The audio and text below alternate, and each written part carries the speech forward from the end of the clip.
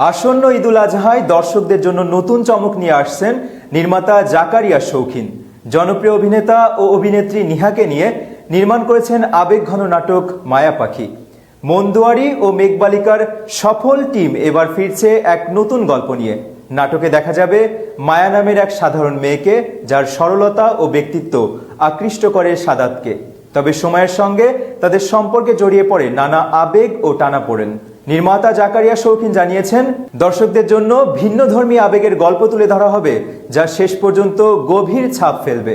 অন্যদিকে অপূর্ব মনে করেন, নাটকটির অনুভূতি দর্শকদের মনে দীর্ঘ সময় রয়ে যাবে।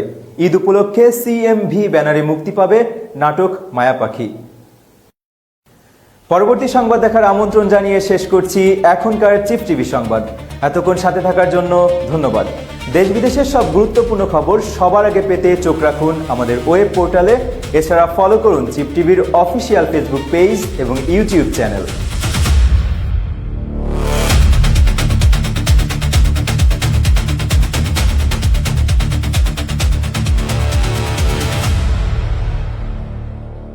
পরবর্তী সংবাদ দেখার আমন্ত্রণ জানিয়ে শেষ করছি এখনকার চিফ টিভি সংবাদ। এতক্ষণ সাথে থাকার জন্য ধন্যবাদ।